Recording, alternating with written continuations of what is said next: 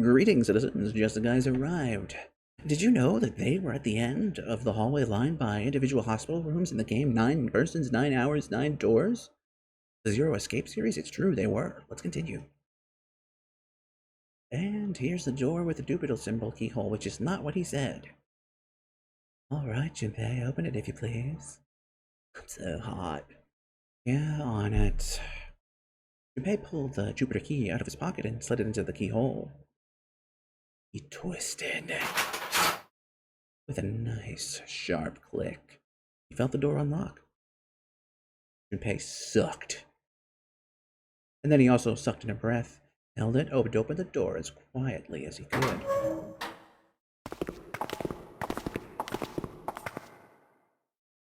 Inside was exactly what he expected to see from the map of the ship's interior. They were a tremendous hall, almost like a ballroom, with a massive central staircase. Great. Back to the beginning. You showed us this good idea. What do you mean? Well, we already searched every inch of this room, didn't we? Why am I 7 now? Dude, I'm asking if there's any reason we came back here. Yeah,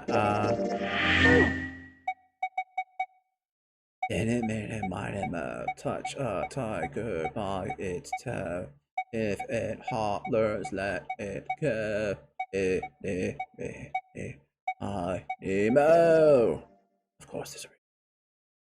And sometimes I can't tell if you're smart or just lucky. This. Ray pulled 2 things out of his pockets. This Saturn key, the Saturn key card, and the Earth key.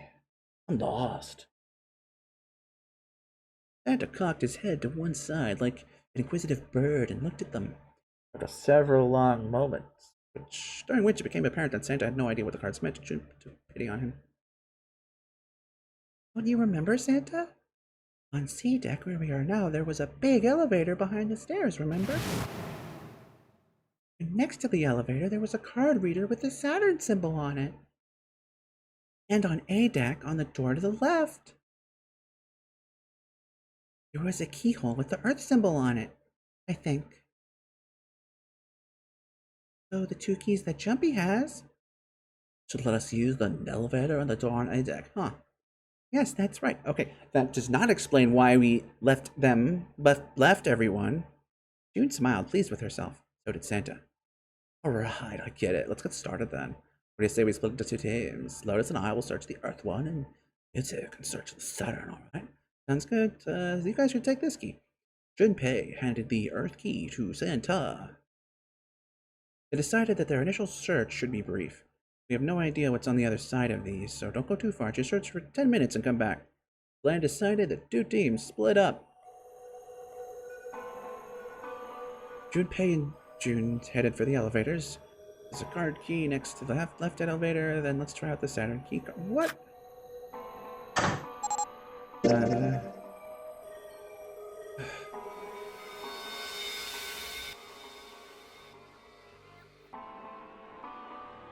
I'm fucking lost. Why? Am I just... I mean, no, we've established I'm very stupid, but why are we not waiting for them? Like, if the map was not total dog shit... Forgive my language. No, I don't forgive my language. Game, justify yourself. It's working out.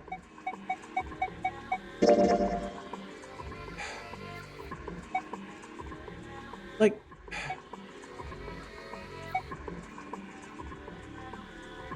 Why? No, wait. This is the... God, this map is dog shit! Like, okay, so they go into the shower room, right? And then what? The shower room takes them to here. Like, we know from the other route it just loops around. Why didn't... And we should know from the map that it loops around, right? Like, isn't that the whole deal? So what is... Literally, what is the point of this? And we didn't tell them we were leaving. Like, I don't, whatever. It's working now. All right. Now, how do I call the elevator? There's a single button. Oh, it has the upside down triangle on it. I guess there's no up button. Well, we may as well try pushing this one. Great. The door slid shut and they heard the grinding of the motor as the elevator car moved down.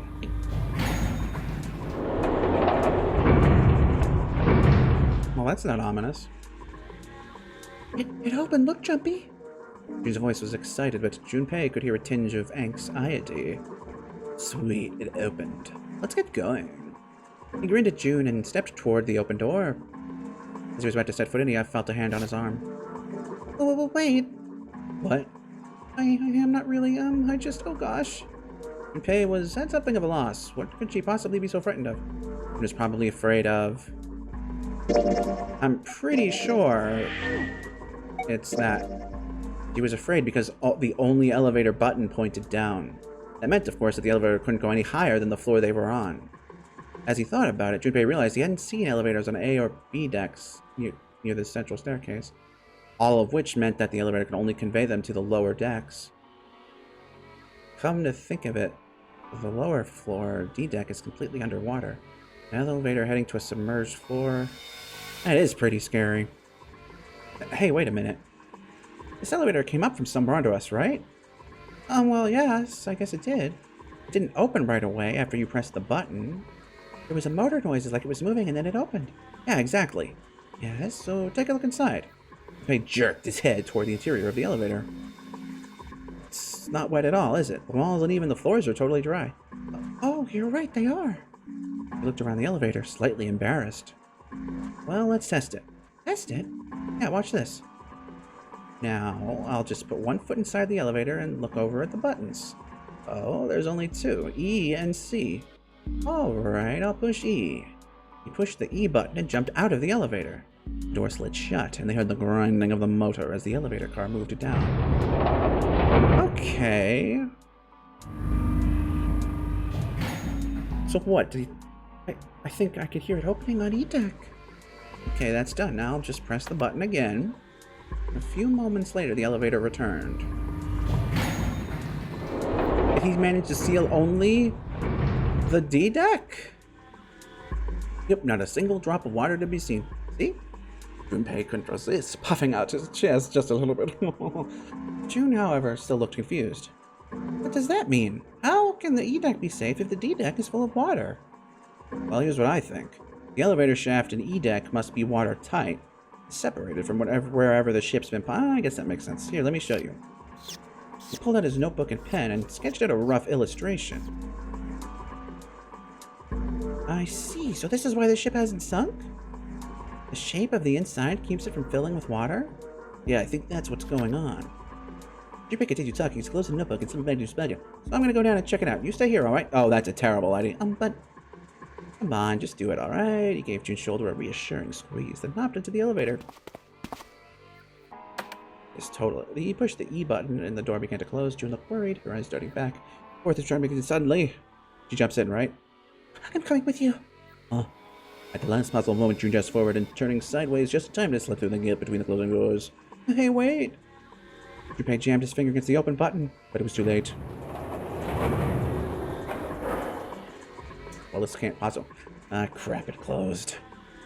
The door had shut. He and June were in the elevator. It was headed down to a deck. He was so surprised by June that he didn't even have time to think about what awaited him on the deck.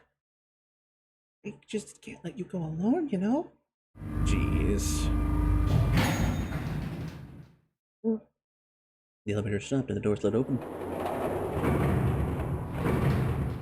They tentatively stepped out and looked around. Yes, looked around. Yes, I'm looking around. Yes, looking around. Yeah, that's what I'm doing. Looks normal. No fish going about their fishy business or jellyfish floating lazily through the water. There was, however, a blowfish. Or at least something that looked very much like one. June's cheeks were puffed out and her mouth a tiny, intense frown. Oh, knock it off. Just like I thought. This part hasn't flooded. Come on, just look around. There's no water here. June looked around nervously, then... Exhale! Oh, she was holding her breath. You're right, it's not flooded at all. See? But there's a whole lot of water. Yeah, right on top of us. What's going to happen if the ceiling breaks? We're going to die horribly. Everybody thought about that for a moment. We'd probably die. Yep. Oh no, don't be too casual about something like that. At any rate, we should probably go back as soon as we can once we're done looking around down here. Lois said Santa might already be back. Okay, good idea. Now then, Junpei glanced around the room they'd found themselves in. First thing he noticed was a set of thick iron bars. They ran the length of the room, separating the left elevator from the right one. Iron bars, well, we can't get over there. Right, then maybe. In the corner of the room that housed the elevators, Junpei found an opening. Well, he walked up to it and stuck his head around the corner. It looks like there's a long, straight hallway down this way. Something's written on the door at the end. Wait, is that? Let's check. We don't. What we can see. Right, run. For long, I found myself at the door. The number was written in red paint. 6. I knew it. This is a number-red door. And indeed, there was a red bolted to the wall right next to the door. Can't do anything with only the two of us. We'd better head back and let everyone know. Yes. Head back to C deck. Wait, what's this? On the way back, Junpei noticed the map on the wall. Is this the map for a deck? I should take it with me. Not that it will be useful. So you guys found door 1. They'd met back up with Santa and Lotus, who had explained what they'd found. Apparently there was another number door on A deck, just like the one on E deck. Beyond the door with the Earth key opened, according to Santa and Lotus, there was a 1 on the door. Now we've located 2 new doors, the 6 door and the 1 door. It is interesting that E deck wasn't flooded. Lotus was quiet for a moment, lost in thought.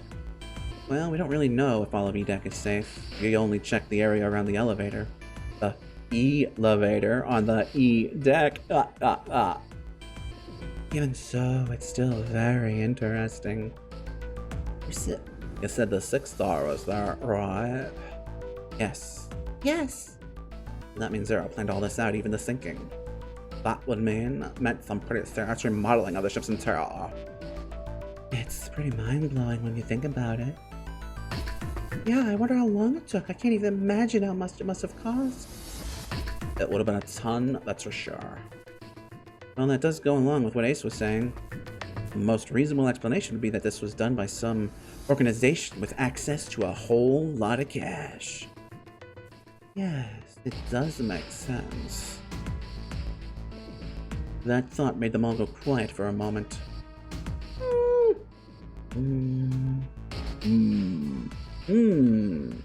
June bit her lip while Lotus sighed softly to herself, and Santa cracked his stiff neck and stared off into the distant nothing. Yeah? I don't think it's a very good idea to stay here. June looked up at Junpei with large, pleading eyes. Yeah, you're right. Ace and his team might be back already. Well, June and Junpei and I should be able to open door 1. You guys leaving me behind? 8 plus 6 plus 5 equals 19. 1 plus 9 is 10. 1 is... Just kidding. Alright, let's go. Lotus's words were all the impetus they needed. Back to the large hospital room they went. So how is this gonna go? The moment they stepped inside, a tremendous voice echoed across the room. Hey, where the hell did you guys go? 7. 7? Ace was right behind him, and Clover was behind Ace, although she seemed to be hanging back. What's wrong? It looked as though there was something strange about them. They had the look of a man who'd seen a ghost. Ace was just as pale, and Clover looked as though she was only moments from passing out entirely. For a long moment, they simply stood there looking at one another. Junpei looked around nervously, waiting for someone else to speak. No one did. He looked at 7. What happened? What the hell kind of a question is that? 7 was trying very hard to be angry, but something had shaken him hard. His shoulders were trembling and his voice was strained. Snake is... 7 couldn't finish. He just looked away, his face twisted by. Junpei wasn't sure what. Instead, Ace spoke. He took a deep breath, closed his eyes, spoke. Snake is dead. He died, just as the 9th man did. My God, I could never have seen this coming! It was as if all the air had suddenly been sucked out of the room. Junpei felt his heartbeat quicken, and he realized he was having trouble breathing. He could feel cold sweat beating on his forehead and neck. June, Santa, and Lotus looked the way he felt, All three were frozen in place, their faces white. My god, that's not true, is it? Dots. We should make sure. Why? Yeah, right, we should. They nodded to that for the number 3 door. Wait, not that way. Why not? They stopped and turned to look at 7. He was pointing to the door with no number. They stuck a screwdriver in there to keep the door from closing all the way. It's not locked. You can go in that way. Where is he? The shower room on the left side of the hallway. They put a broom in there too to keep the door open. That means we can get him back onto the number door, right? Yeah, that's right. Let's go. A new destination clear. Junpei and his companions headed for the door with no number. Once in the hallway, it was easy to stop the middle door with the this wasn't open. We passed here before, but now it's just 7 dead. Let's keep going. They looked for a moment, stepped inside. It smells horrible. He wrinkled her nose and covered her mouth in disgust. Even Santa pinched his nose shut. Yeah, it's pretty awful. Feel like I'm gonna puke. It's just as bad as I said, perhaps worse. Idiot smell in the air. Irk. He put his hands over his mouth and struggled to keep a little lung. Where's Snake? They didn't have to wonder where the body was. There. Oop. There was blood everywhere. A few arms of the splatter reaching toward them as they walked into the door.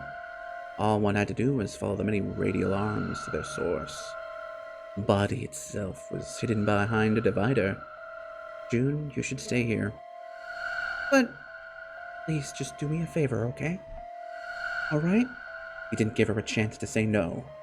He put his hand on her shoulder as if to shove her into the ground like a tent pole. Turned and walked toward the end of the divider. I'm going in. It felt like it took an eternity for him to get there. Santa and Lotus followed, timid and nervous as a pair of children. Eventually, they reached the divider. They looked at one another and nodded slowly.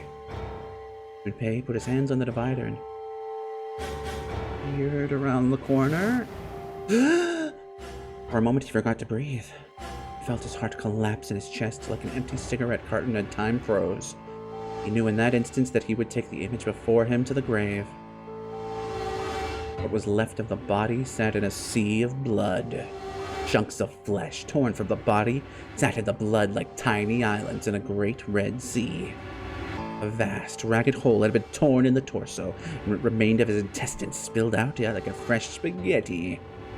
Smaller chunks of meat had splattered against the wall and become stuck there as they dried. Globules of yellowish fat had left trails like tiny slugs as gravity pulled them down the wall even as they dried to it. Just like he said. But his voice was strange. Junpei suspected he was holding down some vomit of his own. Just like the 9th man. The detonator in his bracelet set off the bomb in his gut. It looked as though the explosion had been quite powerful. Oh god, the bone is coming out of his left arm. It's definitely an open fracture. His legs were both bent in an odd, unnatural way. His left arm had been split open, exposing the painfully wet bone of his ulna. His bracelet lay next to him. It seemed to have hit the wall hard enough to shatter the display, which lay on the ground in pieces. The face, it's horrible. Yeah, you can't even tell who it is. Half of his head had simply collapsed. The blood coating almost made it look like raw pizza dough covered in tomato sauce. His clothes, too, were covered in blood. The burgundy tie, the white shirt, and the jacket with the yellow piping and the gray slacks. But the clothes they were all familiar to Junpei. No mistake about that, it's Snake. But as the voice was unnaturally deep and strained, and Junpei heard it catch in her throat. Dots, dots.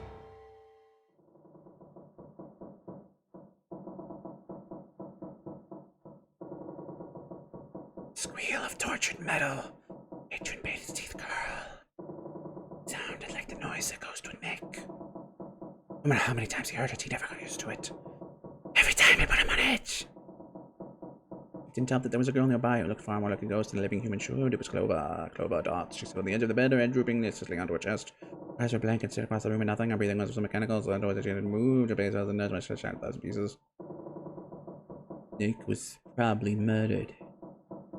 Chances are he was killed the same way Ninth Man was. What his voice? 4 others room to pay. Change your loss. Continue. Pretty straightforward. Now to figure out how he did it. But to kill it alone, 9 to shut. Once the door was shut, it's all of a snake. He didn't give up.